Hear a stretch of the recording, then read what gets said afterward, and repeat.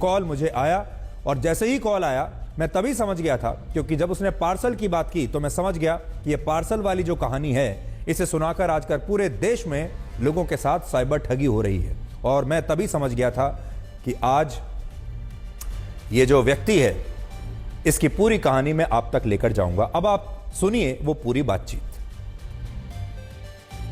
ये बता दूं, आपका पार्सल भेजा नहीं है, पेशेंट के द्वारा उसको सीज कर दिया गया है, क्योंकि जब इसकी जांच की गई तो कपड़ों के अंदर कुछ इलीगल कंटेंट मिले। इसमें कंटेंट अलग अलग लोगों का पासपोर्ट और एमडीएम जैविक डाक द्वारा भेजा नहीं जा सकता। क्या ये पार्सल आप भेज रहे हैं? नहीं जी, मैंने नहीं भेजा और मुझे पता भी नहीं है इस पार्सल के बारे में कि मेरे नाम पर किसने भेज दिया। जिन्होंने ये पार्सल भेजा है उनका मोबाइल नंबर यहाँ मेंशन है, एक बार मोबाइल नंबर कंफर्म करें। हाँ जी, ये नंबर आप यूज करते हैं? जी मैं ही करता हूँ। आप कह रहे हैं कि ये पार्सल आपने नहीं भेजा है। भेजने वाले की इन्फॉर्मेशन में आपके नाम, नंबर, आपका आधार आईडी का सॉफ्ट कॉपी यूज किया गया है, इसीलिए आज आपको कॉल की गई है कि ये इलीगल पार्सल को भेजने से पहले हम आपसे जानकारी लेते हैं। जी क्या क्लियर है कि पार्सल आपने नहीं भेजा है? जी मैंने नहीं भेजा है। मैं तो म्यांमार में किसी को जानता भी नहीं हूँ। तो क्या मैं आपसे कुछ पूछ सकता हूँ? क्या आप अपना आधार आईडी किसी के साथ शेयर किए हैं या ऑनलाइन शॉपिंग, होटल बुकिंग में? भाई देखिए ऐसा होता है कि आधार तो आप आजकल कहीं भी आप जाते हैं, किसी होटल में रुकते हैं, कहीं भी कुछ करते हैं तो आधार की कॉपी तो सब लोग मांगते ही हैं। तो मेरा आधार तो बहुत जगह होगा। तो देखिए कहीं ना कहीं से आपका आधार आईडी लीक हुआ है और किसी ने इसका मिसयूज किया है इलीगल पार्सल भेजने के लिए। तो मैं आपको यही सजेस्ट करता हूँ कि आप जल्द से जल्द कुछ पुलिस स्टेशन से संपर्क करें कि हाँ ये पार्सल भेजा जा रहा है और इसके अगेंस्ट लखनऊ पुलिस स्टेशन में एक कंप्लेंट दर्ज कराए, ताकि पुलिस की जांच कर सके कि आपके नाम, नंबर, आपका आधार आईडी का मिसयूज करके ये कौन से पार्सल भेज रहे हैं। तो आप पुलिस से नहीं बोल रहे हैं? मैं लखनऊ कस्टम से बात कर रहा हूँ। अच्छा, तो फिर अब मुझे क्या करना होगा? तो आप इसकी अगेंस्ट लखनऊ पुलिस स्टेशन में कंप्लेंट कर रहे हैं, ताकि पुलिस इसकी जांच कर सके कि आपके नाम, नंबर, आपका आधार आईडी का मिसयूज करके ये कौन इलीगल पार्सल है। क्योंकि हमें 2 घंटे की टाइम होती है और कानून के मुताबिक हमें वक्त को सूचित करना होगा। तो इसलिए आप वक्त के रहते हुए इसको अगेंस्ट आप एक कंप्लेंट करके रहे, ताकि पुलिस जांच कर सके क्या आधार आईडी का कौन मिसयूज करके। तो देखिए मेरी आपसे रिक्वेस्ट है कि आप कोर्ट को मत सूचित कीजिए और मुझे और मैं कैसे ये बताइए कि मैं कैसे इसको पुलिस में कंप्लेंट कर सकता हूँ। ओके, क्या मैं आपसे पूछ सकता हूँ कि क्या अभी प्रेजेंट में आप कहाँ से बात कर रहे हैं? अभी तो मैं दिल्ली से बात कर रहा हूँ। ओके, अगर आप दिल्ली से बात कर रहे हैं और आपका आधार आईडी का मिसयूज लखनऊ में हो रहा है, राइट? जी। कस्टम आपकी हेल्प करेगी कि आपकी कॉल को गवर्नमेंट हॉटलाइन के द्वारा लखनऊ पुलिस स्टेशन में ट्रांसफर कर दी जाएगी। जी ठीक है, मतलब मुझे तो कुछ नहीं होगा ना?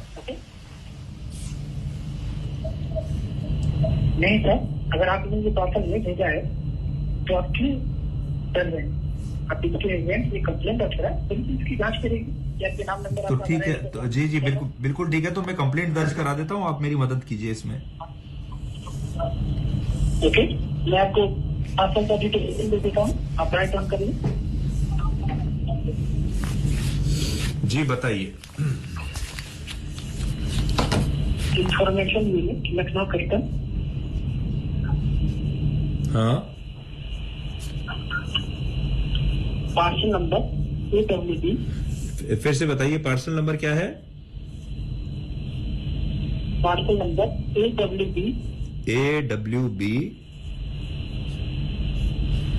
87344। हाँ 67 जी। और इस पार्सल में मिला क्या है?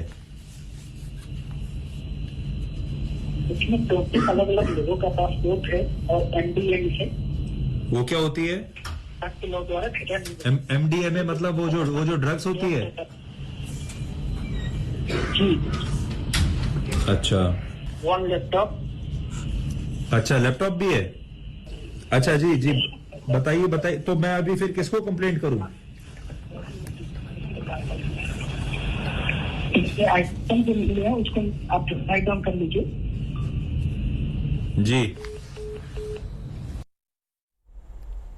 अब आप देखिए कि ये व्यक्ति पूरे कॉन्फिडेंस के साथ पहले मुझसे बात कर रहा है, मुझे कह रहा है कि मैंने कोई पार्सल भेजा है, जबकि मैंने कोई पार्सल नहीं भेजा है। रूट इन्होंने अपने आप तय कर लिया कि लखनऊ से ये पार्सल जा रहा है म्यांमार, और उस पार्सल में क्या है, उसमें ड्रग्स हैं, उसमें अवैध पासपोर्ट्स हैं कुछ लोगों के, उसके अंदर एक लैपटॉप है। उसके बाद ये मुझसे संपर्क करते हैं और ये व्यक्ति मुझसे कहता है कि अभी तो मैं बोल रहा हूँ कस्टम्स डिपार्टमेंट से, अब मैं आपको आपकी शिकायत करने के लिए सीधे पुलिस के साथ कनेक्ट करता हूं, मैं आपकी कॉल ट्रांसफर कर रहा हूं पुलिस में। हालांकि आपने भी देखा होगा, और ये असंभव सी बात है, ऐसा होता नहीं है कि कस्टम से आपको कॉल आए और वो उसी कॉल पर पुलिस को ट्रांसफर कर दे। और मैं उम्मीद ये कर रहा था कि ये कॉल ट्रांसफर होगा। अब इसमें हुआ ये कि शायद उन्होंने मुझसे ये उम्मीद की थी कि मैं डर जाऊंगा, या आम लोग जो हैं वो तो डर ही जाते हैं, उनका जो रिएक्शन है शायद बिल्कुल अलग होता है, और मेरा रिएक्शन अलग था। हालांकि बाद में मैंने ऐसी कोशिश की कि मैं उसको दिखाऊं कि मुझे डर लग रहा है, लेकिन तब तक शायद वो व्यक्ति समझ चुका था और बाद में उसने ये कॉल डिस्कनेक्ट कर दिया। अब देखिए, ये एक नए तरीके का साइबर फ्रॉड है जिसके खिलाफ पूरे देश में अलग अलग जगहों पर शिकायतें दर्ज हो रही हैं। और कुछ महीने पहले दिल्ली में भी बिल्कुल इसी तरह की घटना हुई थी, जहां कुछ साइबर अपराधियों ने एक महिला डॉक्टर से 4.5 करोड़ रुपए ठग लिए थे। पुलिस के मुताबिक एक आरोपी ने पहले नकली पुलिस अफसर बनकर इस महिला को फोन किया, फिर उसे बताया कि उसके नाम से जो पार्सल मुंबई से ताइवान जा रहा है, उस पार्सल से ड्रग्स बरामद हुई हैं, और नारकोटिक्स डिपार्टमेंट की टीम ने खुद इस पार्सल की जांच की है, और उसे यह भी पता चला है कि इस महिला के नाम पर मुंबई में कुल 23 बैंक अकाउंट्स खोले गए हैं, जिनका इस्तेमाल मनी लॉन्ड्रिंग के लिए हुआ है। और इसके बाद ये महिला बिल्कुल डर गई। बड़ी बात यह है कि कभी कोई पुलिस अफसर बनकर इस महिला से बात कर रहा था, तो कभी कोई उसे यह कह रहा था कि वो नारकोटिक्स या कस्टम्स डिपार्टमेंट से है। अलग अलग विभागों के लोग बात कर रहे थे, जिससे यह महिला इतनी डर गई कि उसने अपनी बैंक से जुड़ी सभी जरूरी जानकारियां इन अपराधियों को फोन पर ही दे दी, और इसके बाद बैंक में जमा अपना सारा फिक्स्ड डिपॉजिट और बाकी का पैसा भी इन अपराधियों को दे दिया। इतनी डर गई। लेकिन बाद में पता चला कि जो लोग दिल्ली की इस महिला डॉक्टर को फोन कर रहे थे, वो तमाम लोग साइबर अपराधी थे। अब आप सोचिए, दिल्ली में एक पढ़ी लिखी डॉक्टर को इन 10वीं 12वीं पास, जिन्होंने शायद स्कूल भी अपना पूरा नहीं किया होगा, ऐसे लोगों ने मिलकर ठग लिया। और यह महिला डॉक्टर अकेली नहीं है जिसके साथ इस तरह की धोखाधड़ी हुई है। एक और रिपोर्ट के मुताबिक अकेले दिल्ली में 2,500 से ज्यादा लोगों ने इसी तरह के साइबर फ्रॉड के खिलाफ शिकायत दर्ज कराई है, और पूरे देश में ही इस तरह के साइबर फ्रॉड्स अब लगातार हो रहे हैं। पिछले हफ्ते Indian cyber crime coordination centre ने अपनी एक नई रिपोर्ट में यह बताया था कि भारत में कस्टमर केयर नंबर से होने वाले ऐसे साइबर अपराधों की संख्या लगभग 43,000 है, और यह संख्या हर दिन बढ़ती जा रही है। इससे भी बड़ी बात यह है कि भारत में पिछले 3 वर्षों में साइबर अपराध की घटनाओं में लोगों के साथ 10,319 करोड़ रुपए की ठगी हो चुकी है। यानी भारत के लोग 10,000 करोड़ रुपए अपने खो चुके हैं पिछले 3 वर्षों में, जिसका मतलब है कि हमारे देश में हर दिन लोगों को साइबर अपराधों की वजह से लगभग 10 करोड़ रुपए का नुकसान हो रहा है, और यह नुकसान चोरी, लूट और डकैती की घटनाओं में होने वाली नुकसान से कहीं ज्यादा बड़ा नुकसान है। इसके अलावा भारत में साइबर क्राइम के लिए जो हेल्पलाइन नंबर है, उस हेल्पलाइन नंबर पर हर दिन 45 से 50 हजार कॉल्स साइबर अपराध की शिकायतें दर्ज कराने के लिए आ रही हैं, और पिछले महीने तो 12 लाख से ज्यादा लोगों ने इस हेल्पलाइन नंबर पर कॉल करके बताया था कि उनके साथ मोबाइल फोन पर साइबर ठगी हुई है। और ये जो नंबर है, हेल्पलाइन नंबर, आप भी नोट कर लीजिए, इसका नंबर है 1930। अब इस सवाल पर आते हैं कि आप इस तरह की साइबर धोखाधड़ी से बच कैसे सकते हैं। तो सबसे पहले आपको बड़ी बात यह है कि आपको घबराना नहीं है, क्योंकि ये जो सारे लोग हैं बड़े ट्रेंड होते हैं, ये आपके व्यवहार को नोट करते हैं। अगर इन्हें लगता है कि आप डर गए हैं, अगर इन्हें ऐसा लगता है कि आपको इनकी कहानी पर पूरा भरोसा हो चुका है, तब ये आगे बढ़ते हैं। इसलिए सबसे पहली बात तो ये है, इमरान खान के शब्दों में अगर हम कहें तो, कि आपको घबराना नहीं है। अगर आपके पास ऐसा कोई फोन आता है और आपको बताया जाता है कि आपके नाम से कोई पार्सल पकड़ा गया है, आपके बच्चे के नाम से कोई पार्सल पकड़ा गया है, आपका बच्चा कहीं पर ड्रग्स के साथ पकड़ा गया है, तो यह सुनकर बिल्कुल भी आप डरिए मत। सारी बातें ध्यान से सुनते रहिए, अपना दिमाग लगाइए और डरे नहीं बिल्कुल भी। दूसरा, अननोन कॉल्स और ईमेल से जितना बच सकते हैं उतना बचें। अननोन कॉल्स अगर आपको दिखाई दे रही हैं, मेल्स आ रहे हैं, व्हाट्सएप पर मैसेज आ रहे हैं, एसएमएस आ रहे हैं, तो उनका जवाब मत दीजिए। तीसरा, अपना वन टाइम पासवर्ड कभी भी किसी के साथ शेयर ना करें। कभी भी किसी भी प्रकार का कोई ओटीपी किसी के साथ शेयर ना करें। अगर बैंक से भी आपको कोई कॉल आता है तो अपना ओटीपी शेयर ना करें और कोई डिटेल शेयर ना करें, क्योंकि बैंक वाले खुद ये कहते हैं कि हम कभी भी आपसे ओटीपी मांगेंगे नहीं। इसलिए अगर कोई व्यक्ति आपको ये कहता है कि वो बैंक से बात कर रहा है और आपका ओटीपी चाहिए, तो आप पहली नजर में ही समझ जाइए कि ये झूठ बोल रहा है, क्योंकि बैंक का कोई भी कर्मचारी आपसे कभी ओटीपी नहीं मांगता। चौथी बात, ऐसे मामलों में अक्सर अपराधी खुद को या तो पुलिस अफसर बताता है, कस्टम्स ऑफिसर बताता है, नारकोटिक्स डिपार्टमेंट का बड़ा अफसर बताता है और फिर आपसे आपके मोबाइल नंबर या लैपटॉप का रिमोट एक्सेस ले लेता है और आपके बैंक खाते को वो खाली कर देते हैं, क्योंकि सारी डिटेल्स आपसे ले चुके होते हैं। आपका आधार कार्ड का नंबर भी ले लेते हैं। जैसे आपने देखा होगा, जब वो मेरे पास मुझसे बात कर रहा था तो धीरे धीरे मेरे आधार कार्ड की तरफ बढ़ रहा था। उसने कहा कि क्या आपने अपना आधार कार्ड कहीं शेयर किया है, और अगर उसे मुझ पर पूरा विश्वास हो जाता कि मैं वाकई में डर गया हूं, तो वो मुझसे मेरा आधार कार्ड जरूर पूछता, और जैसे ही मैं अपना आधार कार्ड बताता उसके बाद वो कुछ और नई चीज़ करता, शायद मेरा ओटीपी पूछता, और फिर थोड़ी देर के बाद वो मुझसे ये भी कहता कि मैं आपको अब पुलिस डिपार्टमेंट के पास ट्रांसफ़र कर रहा हूँ, और वहाँ हो सकता है एक वीडियो कॉल में मुझे एक पुलिस अधिकारी पुलिस स्टेशन से बैठा हुआ दिखाई भी दे, और वो उसका जहाँ वो बैठा होगा वो ऐसा लगेगा जैसे वो वाकई किसी पुलिस स्टेशन में बैठा है और आप अपने सारे डिटेल्स उसे देते चले जाएंगे। इसलिए अपने फ़ोन का या अपने लैपटॉप का रिमोट एक्सेस, अपना आधार कार्ड नंबर, अपने बाकी के और जो सरकारी आईडी कार्ड हैं उनका नंबर, अपना बैंक अकाउंट का नंबर या अपना ओटीपी नंबर कभी भी भूल कर भी किसी को ना दें। और पांचवी बात, कॉलर आईडी पर लिखे नाम पर कभी भी विश्वास ना करें, क्योंकि ये नाम नकली होते हैं, जाली होते हैं। कई बार कुछ कॉलर आईडीज पर पुलिस, कस्टम्स डिपार्टमेंट, अदालत या डीएम का नंबर लिखा होता है, उनका नाम लिखा होता है। आपको लगता है कि शायद पुलिस स्टेशन से फ़ोन आ रहा है, कस्टम डिपार्टमेंट से फ़ोन आ रहा है या किसी अदालत से फ़ोन आ रहा है। ये सब गलत होता है। इसलिए इसका मतलब ये कभी नहीं होता कि वो कॉल पुलिस से आ रहा है या अदालत से आ रहा है। बहुत सारे ऐप्स ऐसे हैं जिनसे कॉलर आईडी का नाम पुलिस या कोर्ट रखा जा सकता है। इसलिए कॉलर आईडी पर लिखे नाम पर कभी भी विश्वास आपको नहीं करना चाहिए। तो ये मैंने आपको अपना अनुभव बताया। अगर आपके साथ ऐसा होता है तो आपको पहली बात हमने बता चुके हैं, डरना नहीं है। और दूसरा, सबसे पहले आप अपने बैंक को फ़ोन कीजिए इसके बाद, और उनसे कहिए कि अगर इस तरह की कोई भी गतिविधि आपके बैंक अकाउंट में वो देखते हैं तो तुरंत आपको या तो सूचित करें या फिर उस ट्रांजैक्शन को रोक दें। आज मैंने भी यही किया। जब ये सब हो चुका था, जब ये कॉल उसने डिस्कनेक्ट कर दिया, तो मेरा जो अगला कॉल था वो मेरे बैंक को था। मैंने सबसे पहले अपना मोबाइल फ़ोन चेक किया कि कहीं ऐसा तो नहीं है कि मैंने 9 नंबर दबाया था, जो इस 9 नंबर को दबाते ही कहीं मेरे बैंक से पैसा ना निकल गया हो। तो मैंने सबसे पहले अपने मोबाइल फ़ोन पर देखा कि कोई मैसेज तो नहीं आया है कोई बैंक के ट्रांजैक्शन का, ऐसा कुछ नहीं आया था।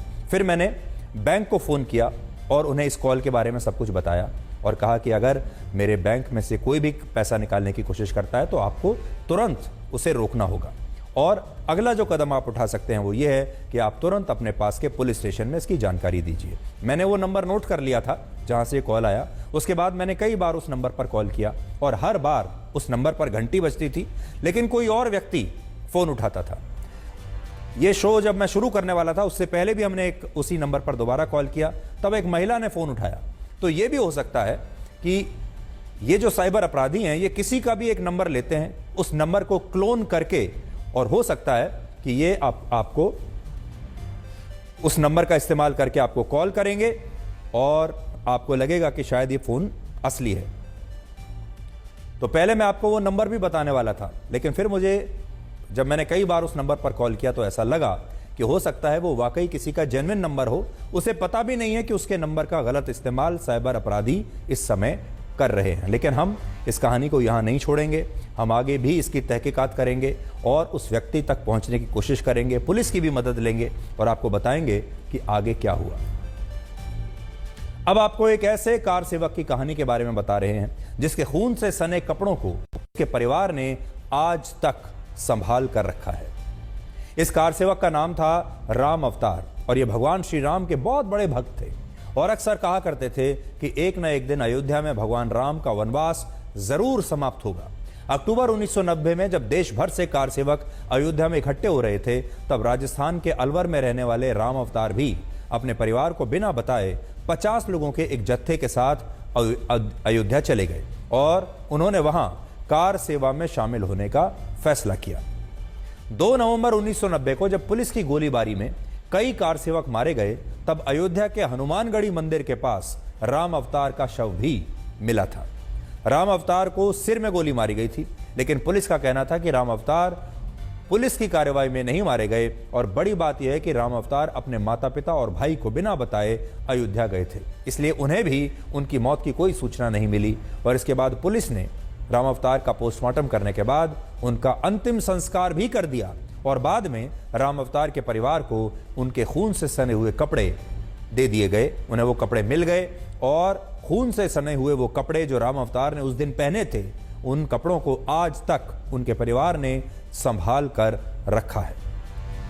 सोचिए, इस परिवार ने राम मंदिर की वजह से अपने बेटे का आखिरी बार चेहरा तक नहीं देखा, लेकिन इसके बावजूद आज राम मंदिर का निर्माण होने पर इस दिवंगत कार सेवा का परिवार खुश है और कहता है कि आज राम अवतार की आत्मा बहुत प्रसन्न होगी और उसे भगवान राम का भव्य मंदिर देखकर बड़ी प्रसन्नता हो रही होगी।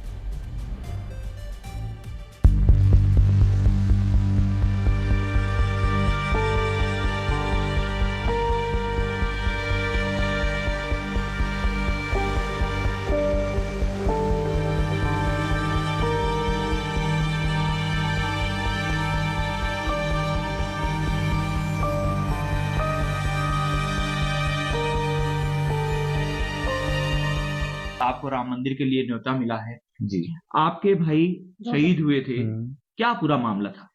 मामला के यहाँ रामगढ़ आया हुआ था छुट्टियों के दौरान दिवाली में, तो यहाँ से 15 अक्टूबर को आरएस के एग्जाम की वजह से बहन को लेकर जयपुर गया हुआ था। वो आरएस के एग्जाम भी कैंसिल हो गए। मैं यहाँ होता तो मैं उसको नहीं जाने देता, लेकिन मैं गोविंदगढ़ गया हुआ था उस दिन। शाम को आया जब पता पड़ा कि दोनों बहन भाई जयपुर चले गए, इत्तेफाक से वो एग्जाम भी कैंसिल हो गया और 25 अक्टूबर 90 को जयपुर से ही 50 व्यक्तियों के जत्थे के साथ वो वहां पर चला गया। उन जत्थे में 49 व्यक्ति वापस आ चुके थे, लेकिन वो 30, 31, 2 नवंबर तक भी वापस लौटकर नहीं आया। उसके पश्चात हमें अखबार के द्वारा सूचना मिली कि लाल कोठी पर जो रहते थे हम, तो वहां से यहाँ से ऐसे व्यक्ति गया, वो भी लापता है। इस बात को सुनकर के हम वहां अयोध्या गए। अयोध्या जाकर हमें पता पड़ा और वीडियो कैसेट्स जो थी उसको देखकर हम पहचान गए कि उसको गोली लगी है। कनपटी पर गोली लगी हुई थी, हैंडपंप चला रहा था, वो असुर गैस छोड़ी हुई थी, उसको रोकने के लिए पानी की व्यवस्था कर रहा था, लेकिन न मालूम किसने गोलियां चलाई, कैसे चली, उसको गोली लगी थी, उससे वो वहां पर मृत्यु हो गई थी। तो रामावतार जी की उस समय उम्र क्या थी? क्या वो उस समय शादी हो चुकी थी या क्या? हाँ, उनकी उम्र उस वक्त 25 वर्ष की थी। एंगेजमेंट उनका हुआ नहीं था, शादी हमने की नहीं थी और वो उनके साथ चले गए। उसका मेन कारण ये था, आरएसएस को बिलोंग करता था, वहां भी कोई नगर प्रचार क्या कुछ था, वो पता नहीं मुझे, तो इसलिए वो वहां चला गया साथ में। परिवार में उस समय जो पल रहा होगा, जवान बेटा उन्होंने खोया, वो तो खैर भरपाई आज तक नहीं हो पाती, लेकिन किस तरह के हालात उसके बाद, क्या परिस्थितियां रही? परिस्थितियां ये रही कि हमको सब बात का पता था, मुझे भी, छोटे भाई को भी, अन्य परिवार वालों को भी, लेकिन हमने हमारे पिताजी को ये बात उनको नहीं बताई 2 साल तक। हम उसको गुमराह करते थे इस बात को कि अभी वो हो सकता है आ जाएगा, हमने ये नहीं कहा। लेकिन अंत में उनको धीरे धीरे इस बात का भी पता पड़ गया। हमारे फादर का मतलब अभी देहांत होकर चुका है, 1-1.5 महीने हुआ है। वो मतलब उस वक्त ऐसे हो गए थे, उनका वेट भी 15 किलो कम से कम हो गया था, इतना सदमा लगा था। हमारी मदर एक्सपायर हुई तब उतने कमजोर नहीं हुए जितने हमारा भाई गुजरा जब वो कमजोर हुए थे। के लिए वो एक बेटे के समान थे। मेरे इनसे बच्चे अच्छा थे, वो बच्चा मैंने ये पैदा करे पर मेरे को दिल उसके ज्यादा है उसका अब तक भी। अब क्या लगता है कि उनको अब भी सम्मान मिला है जो अगर आपको आज निमंत्रण मिला है और जिस तरह वो की तो मेरे चीजें को खुशी तो है ही पर दुख भी कितना है कि वो आज 33 साल हो जाते, आजकल बच्चे हो जाते उसके, तो क्या करें, दुख तो है ही। बिल्कुल जिस तरह की अभी जो चीजें हैं, आपने कहा कि आपके परिवार में आपने नहीं बताया जो परिवार पर मुसीबत रही, ऐसा प्रतीत था कि कभी राम मंदिर बनेगा, क्योंकि जिस हालात उस समय थे, क्या लगता था ऐसा? ये तो कन्फर्म था मंदिर बन के रहेगा। ये लोगों के शहीद जो है इनकी नाजायज शहीद पर नहीं जाएगा, किसी का व्यर्थ नहीं जाएगा बलिदान किसी का, ये तो कन्फर्म था। अब मंदिर बन चुका है तो क्या सपना पूरा हो चुका है? हाँ पूरा हो गया और क्या। बिल्कुल। हम नेताओं के बारे में तो कुछ नहीं कह सकते क्योंकि नेता तो हर बात पर राजनीति करते हैं, लेकिन अगर आप इस देश के आम लोगों से बात करें, इस देश के आम परिवारों से बात करें, तो देश की जो जनता है वो भगवान राम के इस भव्य मंदिर पर बहुत ही खुश है, बहुत प्रसन्न है। और एक और बात आपने नोट की होगी, वो ये है कि हम लगातार आपको कार सेवक, जो दिवंगत कार सेवक हैं, उनकी कहानियाँ सुनाते हैं, लगातार आपको बता रहे हैं, उनके परिवार से मिलवाते हैं, आपको उनके घर लेकर जाते हैं। एक बात आपने नोट की होगी, इनमें से ज़्यादातर कार सेवक सिर में गोली लगने की वजह से उनकी मृत्यु हुई है।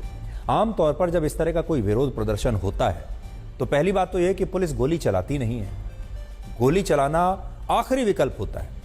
और अगर पुलिस गोली भी चलाती है प्रदर्शनकारियों पर तो हमेशा पैर में गोली मारी जाती है ताकि कोई मरे नहीं, किसी की जान ना जाए। आपने देखा होगा हमेशा पुलिस की कोशिश होती है कि पैर पे गोली चलाए या हवाई फायर करे और उस भीड़ को वहां से किसी भी तरीके से हटाए। लेकिन इस मामले में ज्यादातर जो दिवंगत कार सेवक हैं, जिनके परिवारों से हमने मुलाकात की, जिनसे हम मिले, जिनकी कहानियां आपको बताई, उनमें से ज्यादातर ऐसे लोग थे जिनके सिर पर गोली लगी है। और सिर पर गोली लगने का जो काम की बात है, जिसकी वजह से उनकी मौत हुई है, यह अपने आप में यह बताता है कि उस समय जो पुलिस थी वो किस तरह से इसी मंशा के साथ गोली चला रही थी कि इनको मारना है, इनकी जान लेनी है। नहीं तो पैरों पर गोली चलानी चाहिए थी, लेकिन गोली लगी है ज्यादातर लोगों को उनके सिर पर।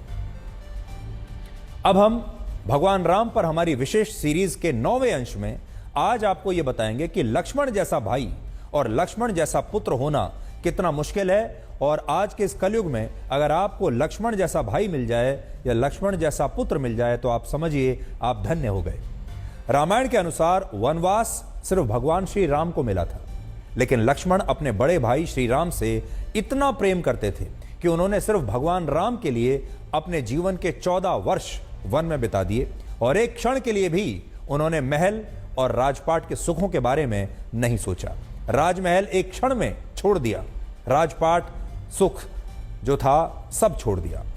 अगर लक्ष्मण भगवान राम के साथ वनवास पर न जाते तो उनसे कोई प्रश्न नहीं किया जाता, कोई उनसे ये नहीं कहता कि वो क्यों नहीं गए, क्योंकि उन्हें वनवास हुआ ही नहीं था। लेकिन लक्ष्मण के रोम रोम में भगवान श्री राम के लिए ऐसा समर्पण था कि उन्हें अपने भाई से एक क्षण का भी वियोग बर्दाश्त नहीं था।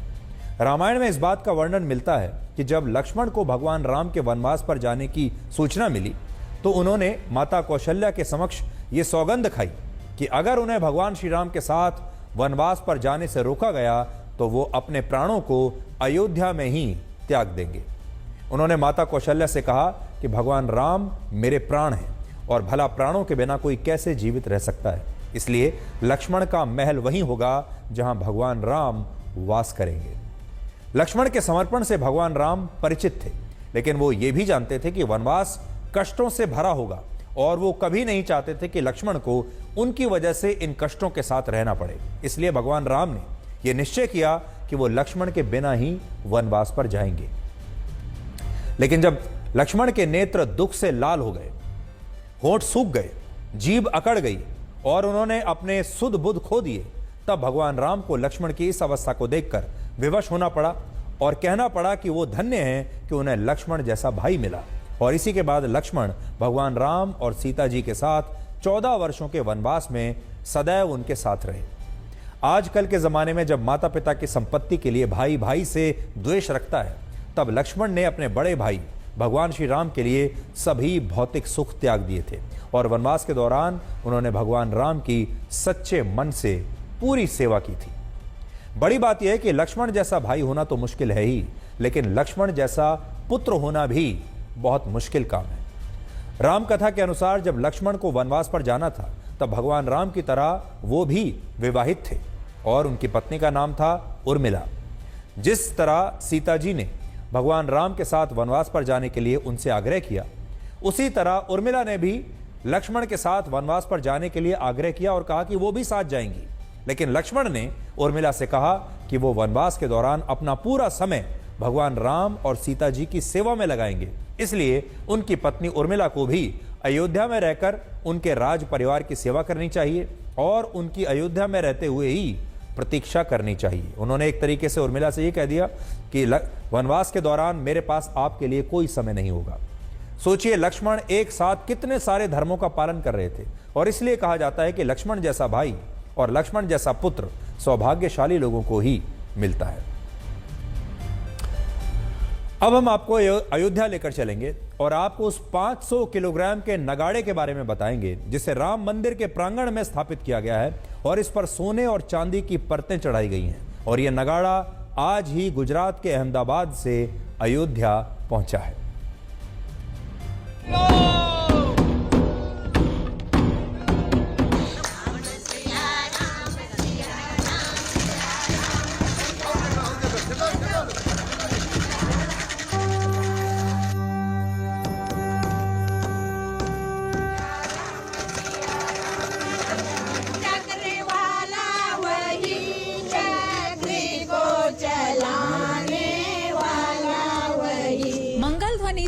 दसों दिशाएं गूंज उठेंगी जब रामलला की प्राण प्रतिष्ठा होगी। लेकिन प्राण प्रतिष्ठा को लेकर के भक्तों में किस तरह से उत्साह है वो अयोध्या में दिखाई पड़ रहा है। पर इस बीच कुछ ऐसे लोग हैं जो अपने उपहार ला रहे हैं, ये उनकी भावनाएं हैं रामलला के लिए। ऐसा ही है ये विशाल भव्य नगाड़ा। ये नगाड़ा 500 किलो का बताया जा रहा है और यहाँ पर इसको ला करके रखा गया है। इसको मंदिर के परिसर में लगाया जाएगा ऐसा बताया जा रहा है। दगबगर समाज के लोग इसको लाएं। क्या इसकी खास बात है, इस नगाड़े की क्या विशेषता है? इसकी खासियत यह है कि यह नगाड़ा जो हमने तैयार किया है ये 500 केजीज का है। दूसरा कि इसके ऊपर जो लेदर डाला हुआ है ये लेदर कई सालों तक खराब नहीं होएगा, ऐसा हमने पेंट करवाया हुआ है। हमने ये जो रथ तैयार किया है ये रथ 800 केजीज का बनाया। इसके अंदर हमने 4 पहिए जो डाले हुए वो 4 व्हीलर गाड़ी के डाले। दूसरी बात कि इसको आगे पीछे करने के लिए हमने स्टीयरिंग भी डाला हुआ जो पावर स्टीयरिंग है। तो अब आपको उम्मीद है ये नगाड़ा जब बजेगा तो राम भक्तों को दूर दूर से आवाज सुनाई पड़ेगी? हाँ, इस नगाड़े को हमने बनाया ही इसी तरह से कि तकरीबन ये अगर मंदिर में बजेगा तो 1 किलोमीटर दूर तक इसकी आवाज रहेगी।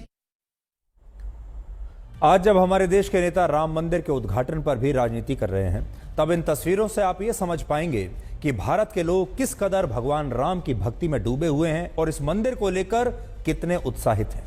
ये तस्वीरें अहमदाबाद से अयोध्या जाने वाली पहली फ्लाइट की हैं जिसमें यात्रा करने वाले लोग भगवान श्री राम, लक्ष्मण, सीता जी और हनुमान जी के रूप में आपको नजर आ रहे हैं और जय श्री राम के नारे ये लोग लगाते हुए एयरपोर्ट से जा रहे थे। मैं दिलनवाज आपका गेट मैनेजर हूँ।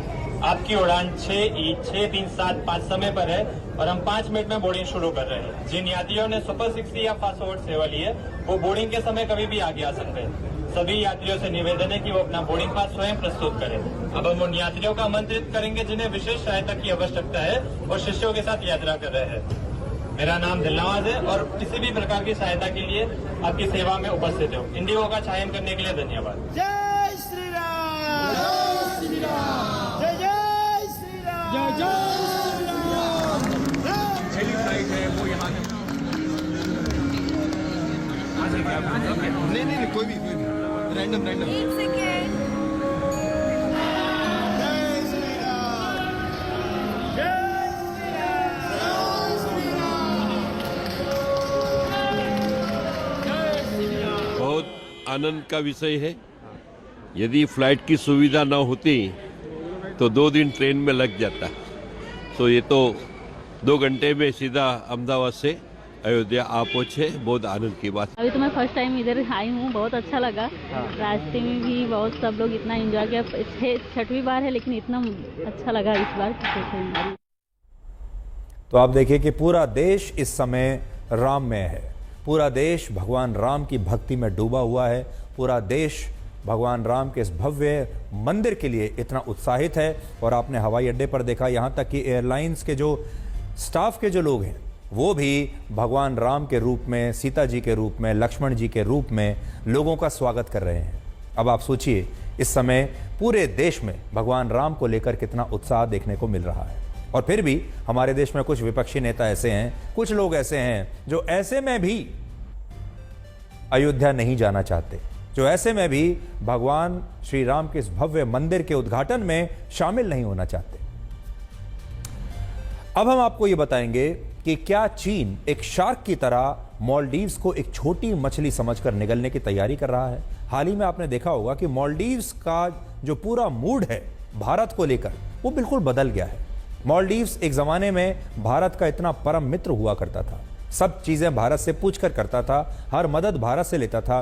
अचानक ऐसा क्या हुआ कि मालदीव्स भारत को आंखें दिखाने लगा? इसके पीछे कौन हो सकता है? तो इसके पीछे है चीन।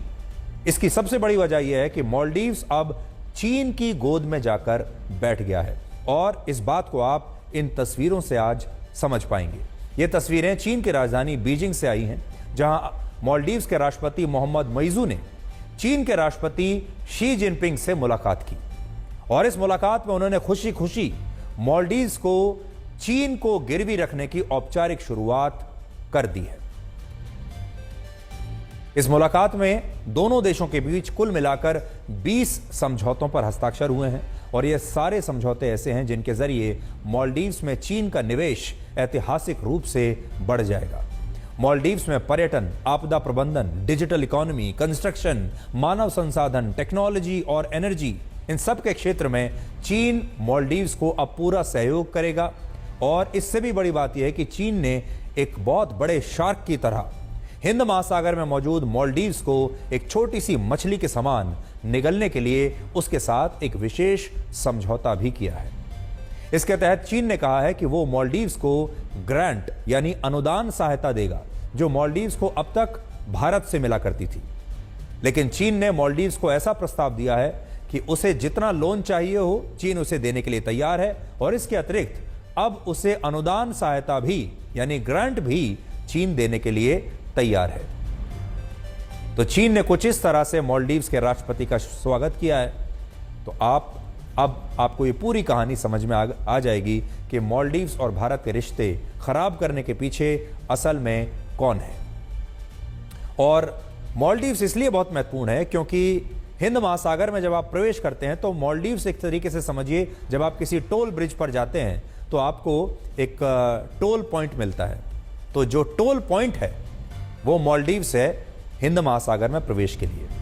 चीन के इस ऐलान से मालदीव्स के राष्ट्रपति को यह लग रहा है कि अब उन्हें शायद भारत की जरूरत नहीं पड़ेगी। लेकिन हकीकत यह है कि चीन ने मालदीव्स के समुद्री किनारों पर लालच का जो जाल फेंका था, उस जाल में मालदीव्स अब बुरी तरह फंसने वाला है, या कह लीजिए कि फंस चुका है। इस समय मालदीव्स की स्थिति ऐसी है कि वो सिर तक कर्ज में डूबा हुआ है, यानी पानी उसके सिर से ऊपर गुजर रहा है, कर्ज का पानी, और उस पर अपनी जीडीपी से भी कहीं ज्यादा कर्ज है। मालदीव्स की जीडीपी लगभग 52,000 करोड़ रुपए की है और उसका कर्ज है 57,000 करोड़ रुपए। और इससे भी बड़ी बात यह है कि इस कर्ज में सबसे बड़ा हिस्सा चीन का है। दूसरे देशों से लिए गए कुल कर्जे में, यानी जो एक्सटर्नल लोन है, एक्सटर्नल डेट जिसे हम कहते हैं, उसमें 42% कर्जा मालदीव्स ने अकेले चीन से लिया है। और चीन इस बात को अच्छी तरह से जानता है कि कर्ज में डूबे मालदीव्स को उसने अगर और कर्ज दिया तो वो उसके कर्ज के नीचे दबकर उसका आसानी से गुलाम बन जाएगा और बाद में वो उसे किसी भी चीज के लिए ना नहीं कह पाएगा। ये बात हम इसलिए कह रहे हैं क्योंकि अभी मालदीव्स हर साल लोन की जो इंस्टॉलमेंट्स भरता है उसका खर्च ही 2,500 करोड़ रुपए है। और अगर ये कर्ज और ज्यादा बढ़ गया तो मालदीव्स को श्रीलंका की तरह आर्थिक रूप से बर्बाद होने में देर नहीं लगेगी। श्रीलंका क्यों बर्बाद हुआ था? श्रीलंका में आर्थिक संकट इसलिए आया क्योंकि श्रीलंका का कुल कर्जा उसकी जीडीपी के 115% के बराबर हो गया था, यानी जितनी जीडीपी है श्रीलंका की उससे ज्यादा कर्जा था उसके ऊपर। और मालदीव्स की भी स्थिति बिल्कुल ऐसी है जिसका कुल कर्ज उसकी जीडीपी के 111% के बराबर पहुंच गया है।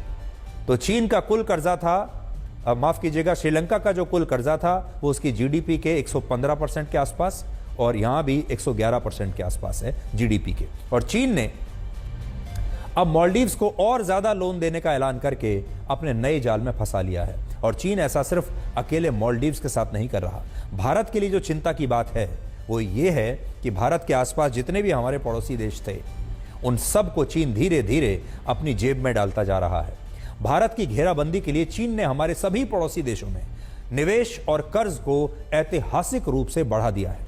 उदाहरण के लिए पाकिस्तान ने अपने कुल कर्ज का 30%, श्रीलंका ने 20%, म्यांमार ने 30%, मालदीव्स ने 42%, बांग्लादेश ने लगभग 8% और नेपाल ने 3.5% कर्ज चीन से लिया हुआ है। और अब चीन नेपाल, बांग्लादेश और अफगानिस्तान को सस्ती दरों पर और ज्यादा कर्जा दे रहा है। तो भारत को जो घेरने का जो पूरा षड्यंत्र है जो चीन रच रहा है वो भारत के पड़ोसियों के जरिए हो रहा है। बांग्लादेश को वर्ष 2016 में चीन ने अब तक का सबसे बड़ा 1,07,000 करोड़ रुपए का लोन दिया था। और अफगानिस्तान की तालिबान सरकार के साथ इसी हफ्ते चीन ने 4,500 करोड़ रुपए की एक एनर्जी डील साइन की है। यानी अगर आप इस नक्शे पर भारत के इन पड़ोसी देशों को देखेंगे तो आपको पता चलेगा कि चीन इन देशों को सस्ती दरों पर कर्ज देकर भारत की ही घेराबंदी कर रहा है। और भारत की इस घेराबंदी के लिए उसके पास सिर्फ लोन नाम का ही हथियार नहीं है, और भी कई हथियार हैं। लोन के अलावा चीन भारत के इन सभी पड़ोसी देशों को हथियार देकर भी उन्हें खुद पर निर्भर बना रहा है। यानी लोन तो हथियार है ही, सचमुच के हथियार भी हैं चीन के पास। और इस बात को आप कुछ और आंकड़ों से समझिए। पाकिस्तान अपने कुल इंपोर्ट में से 77% हथियार अकेले चीन से खरीदता है। बांग्लादेश 74% हथियार चीन से खरीद रहा है। म्यांमार 29%, श्रीलंका लगभग 20% हथियार अकेले चीन से खरीद रहा है। आज श्रीलंका की वायुसेना के पास कुल 86 लड़ाकू विमान हैं, जिनमें से 44% यानी 33 लड़ाकू विमान उसने चीन से पिछले कुछ वर्षों में खरीदे हैं। श्रीलंका ने अपना हम्बनटोटा पोर्ट भी चीन को 99 वर्ष की लीज पर दे रखा है। तो आप सोच लीजिए, चीन भारत के पड़ोसी देशों को अपनी तरफ कर रहा है और हमारे ही पड़ोसी देशों के साथ मिलकर अपनी अलग टीम बना रहा है ताकि भारत अकेला पड़ जाए। श्रीलंका की तरह नेपाल में भी चीन जबरदस्त निवेश कर रहा है और उसने नेपाल के पोखरा में अंतर्राष्ट्रीय हवाई अड्डे भी बनाया है। और नेपाल की सेना को हथियार और कॉम्बैट एयरक्राफ्ट भी चीन ने बेचे हैं। और मालदीव्स के साथ भी अब चीन यही कर रहा है। और यह भारत के लिए बहुत चिंताजनक बात है, क्योंकि भारत अपना 70% ट्रेड हिंद महासागर के जरिए करता है, हिंद महासागर से करता है 70% ट्रेड। और हिंद महासागर पर चीन की नजरें बहुत पहले से गड़ी हुई है और इसलिए उसने पहले श्रीलंका को कर्ज देकर अपने जाल में फंसाया और अब वो यही काम मालदीव्स के साथ कर रहा है। जैसे मैंने आपको कहा, हिंद महासागर का जो एंट्री पॉइंट है वो है मालदीव्स। गेटवे ऑफ हिंद महासागर अगर आप कहें तो वो मालदीव्स है। अगर उसने मालदीव्स को अपनी जेब में कर लिया तो समझ लीजिए कि यहां से उसकी हिंद महासागर में फ्री एंट्री हो जाएगी। और बड़ी बात यह है कि मालदीव्स के राष्ट्रपति ने आज खुशी खुशी अपने देश को चीन को गिरवी रखने की शुरुआत कर दी है।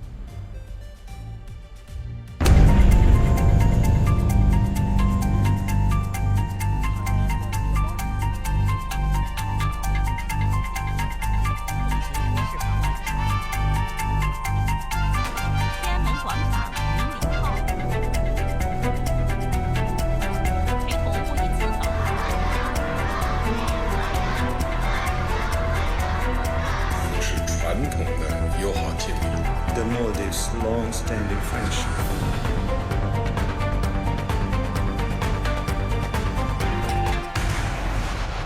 We will continue to strengthen and drive the economic industry and boost visitor numbers. The government has plans to diversify the tourism product and offer new experiences. Initiatives include a top-tier school of hospitality and exploring sports, medical and cultural tourism. तो मालदीव्स इससे पहले भारत की team का एक बड़ा अहम सदस्य हुआ करता था।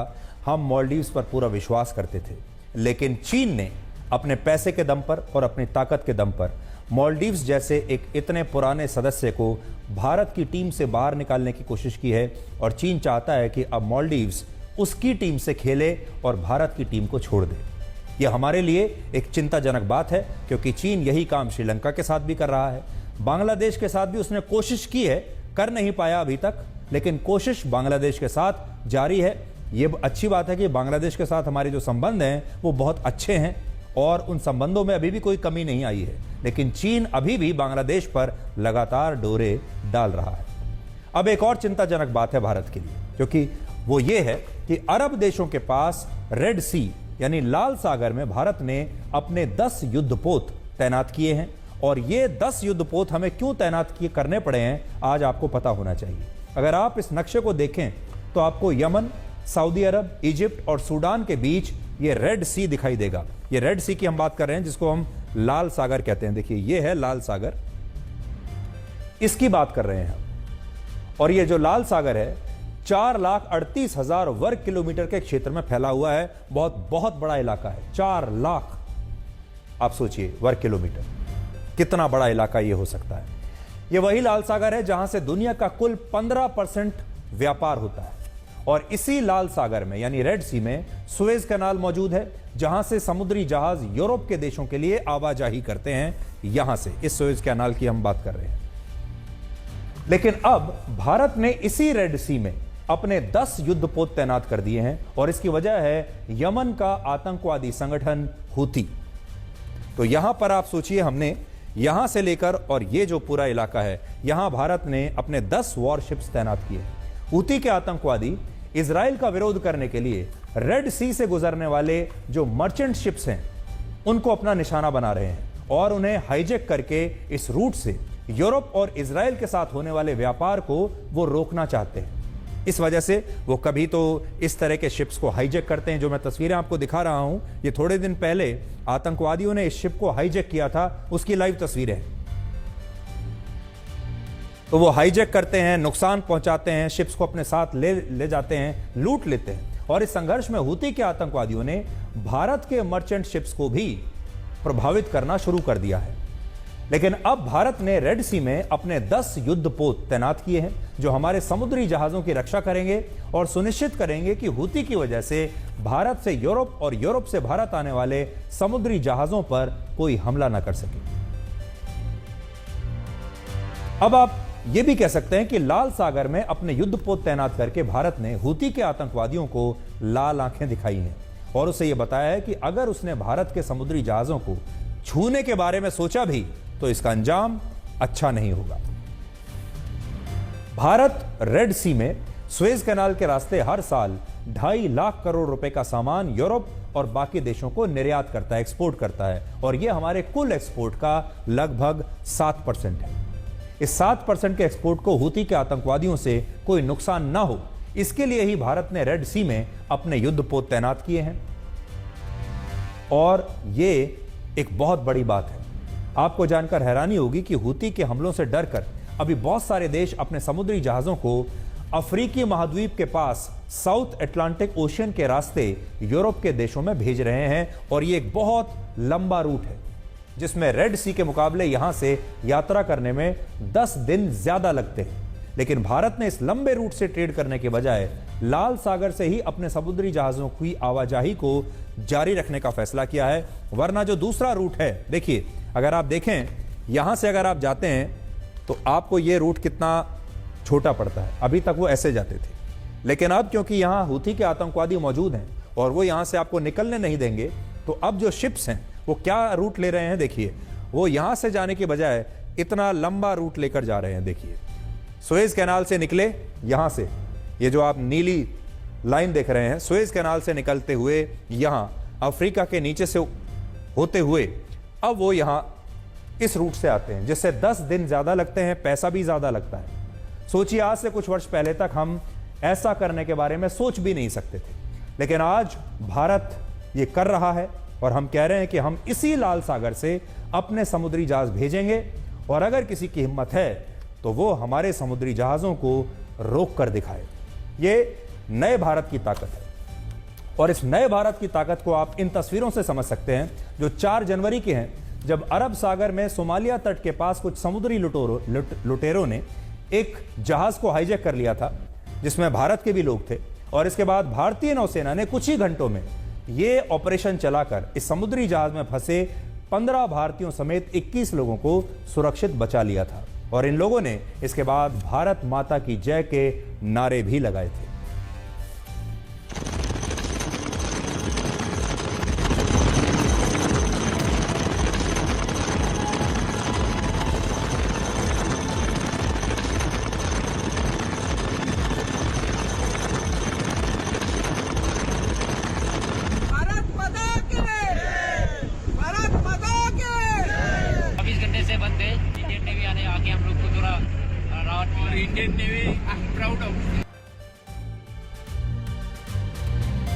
तो इससे आप ये देख सकते हैं कि भारत अब समुद्र में भी एक महाशक्ति के रूप में उभर रहा है।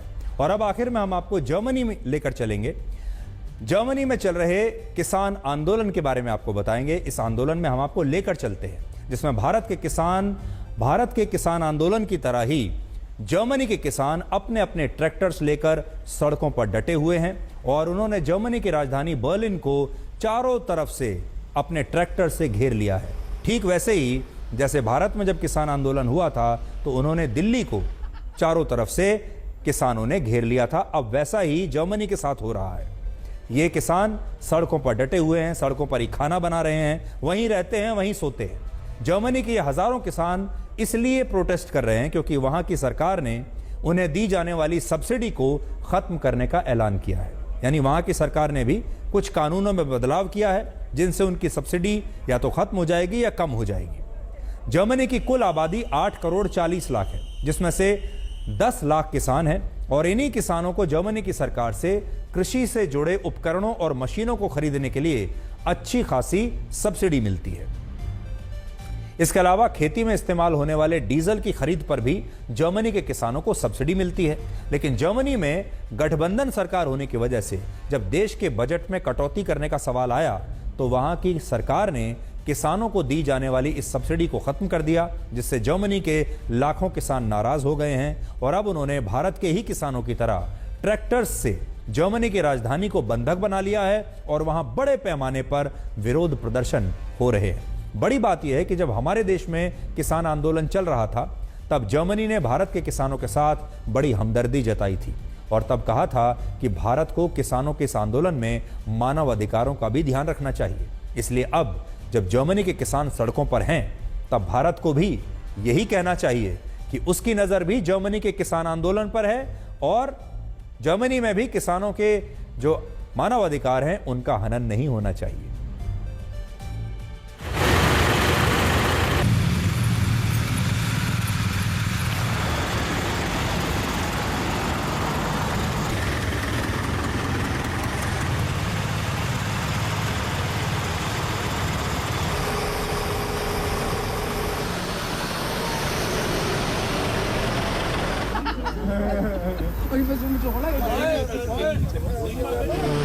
Was die Regierung hier so veranstaltet, die erhöhen uns die Maut und, Diesel wird teuer, das kann ja kein Mensch mehr bezahlen. Und das geht ja an alle. Und jetzt für unseren eigenen Betrieb habe ich die Kfz-Steuer und den Diesel mal leicht überschlagen, was das für uns bedeuten würde. Das würde bei uns eine Belastung von 20.000 Euro im Jahr mehr bedeuten.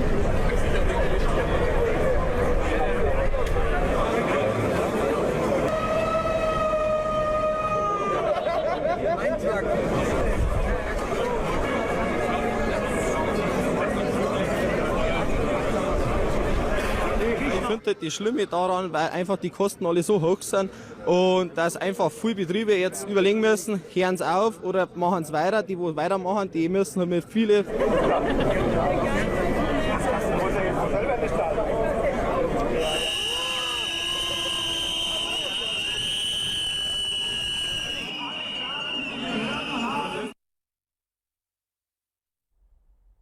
तो देखिए, जैसा आपको याद होगा भारत में किसान आंदोलन हुआ था कुछ समय पहले और अब जर्मनी में भी वैसा ही किसान आंदोलन इस समय हो रहा है और उसी किसान आंदोलन की तस्वीरें आप देखिए। बड़ी संख्या में अब वहाँ ट्रैक्टर्स सड़कों पर आ गए हैं और किसान हजारों की संख्या में इस समय सड़कों पर अपने अपने ट्रैक्टर्स के साथ खड़े हैं। वहीं पर सो रहे हैं, वहीं पर धरना दे रहे हैं, वहीं पर खाना पका रहे हैं। तो आज के लिए ब्लैक एंड व्हाइट में इतना ही। अब आपसे हमारी अगली मुलाकात होगी कल रात 9 बजे। तब तक आप खुश रहिए, सुरक्षित रहिए, स्वस्थ रहिए और जिंदगी में ऐसे लोगों को जोड़िए जो बुरा वक्त आने पर आपकी परछाई और सही वक्त आने पर आपका आईना बन सके, क्योंकि आईना कभी झूठ नहीं बोलता और परछाई कभी साथ नहीं छोड़ती।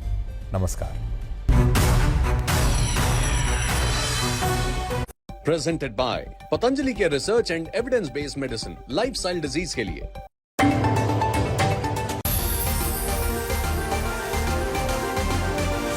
गैर कानूनी मज़ारें बनाकर सरकारी जमीनों पर अतिक्रमण किया जा रहा है। धर्म के नाम पर अतिक्रमण हो।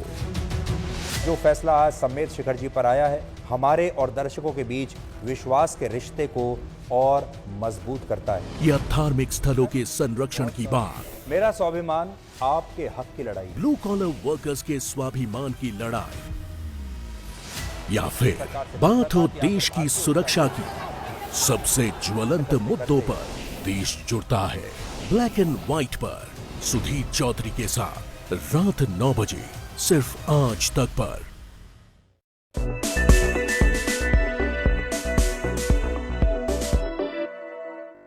राम मंदिर सबका है, तो सवाल खड़े करने का और कोई इसमें कहे कि श्रेय लेना चाहे, राम मंदिर सुप्रीम कोर्ट की जजमेंट के बाद इसकी शुरुआत हुई। भाजपा की सरकार थी तो उनकी जिम्मेदारी थी बनाना। राम मंदिर का पट्टा तो भाजपा के पास